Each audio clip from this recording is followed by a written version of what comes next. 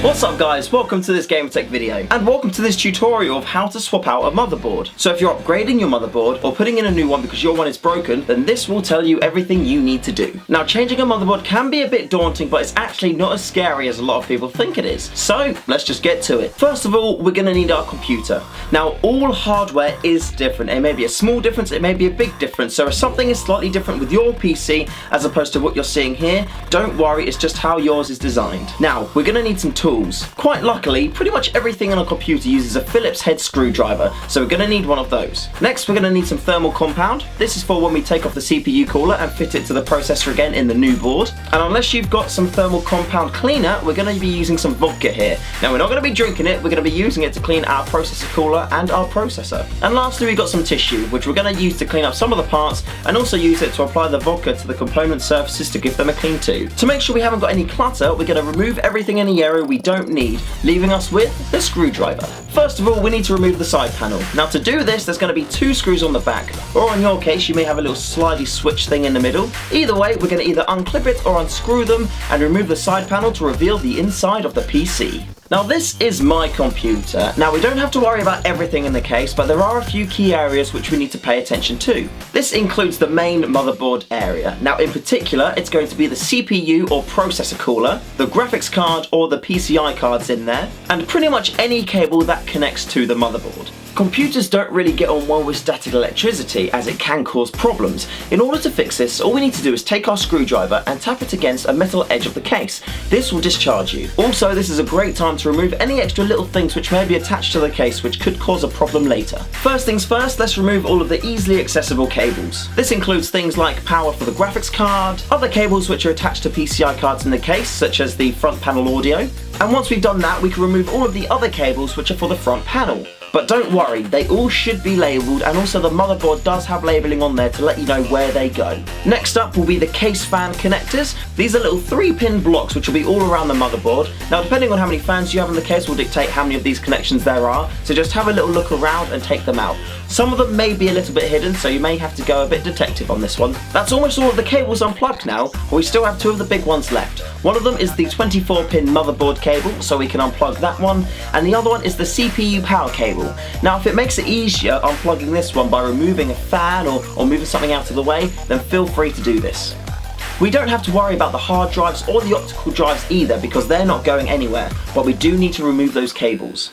Once that's out of the way, it's time to remove the PCI cards. Now we do this by first of all removing the screws which hold them in. This is for the graphics cards. Usually there's a little clip on the PCI slot as well, which locks the graphics card into place. So all you need to do is slide your finger underneath it, move it up, and then slightly raise one of the edges of the graphics card so it's past the clip.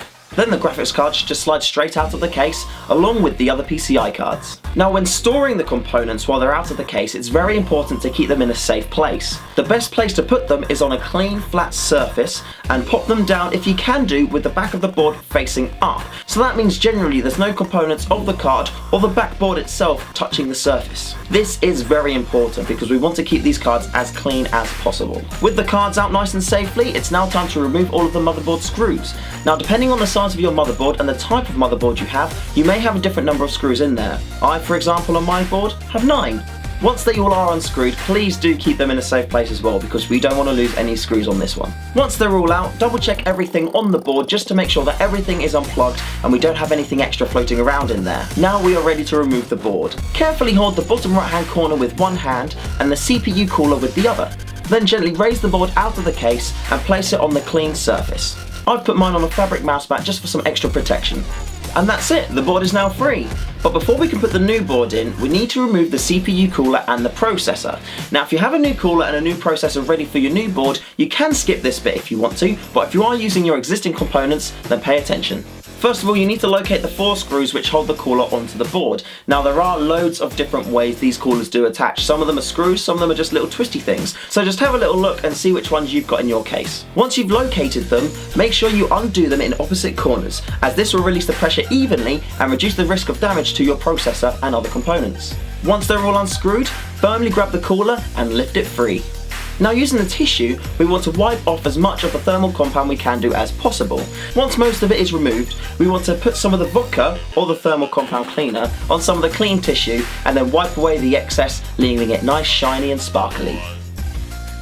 We also need to do this with the processor as well. So first of all we need to release it from the board and then lift it free. Follow the same steps as we did before, but make sure you hold the edges of the processor because we don't want to get any of the contacts dirty, as that could cause some problems later on. You can also use this time to clean the mount on the motherboard if you want to. Say if there's a little bit of extra compound which has got on there, feel free to clean that off now.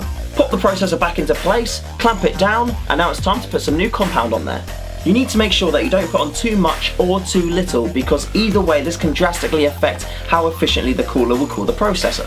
You can use a spread if you want to, but I usually just put a blob on the middle, because when the cooler goes back on, it will then spread everything out as you tighten it up. Just as when we took it off, when you put the cooler back on, first of all finger tighten the screws, but do it in opposite corners, and then when you tighten them with a screwdriver, do it in the opposite corners again, as this will safely apply the pressure to the processor and also spread out the compound evenly. This is also a great time to do some housekeeping with your PC, adjusting cable management, cleaning it up. I, for example, are going to be removing this green light on the motherboard because I'm going for a bit of a red theme now, so having the green light in there is a little bit off-putting. And I'm also going to clean my cables up a little bit because cable management to me is very important. With that all done, it's time to put everything back in the case, so all we need to do is just follow the same steps but do it backwards. So let's start with putting the motherboard back in and then screwing it in securely to the case. Now we need to plug in all those motherboard cables again, including the disk drives, the optical drives, the CPU power, the fans, everything, apart from don't do the 24-pin power just as of yet.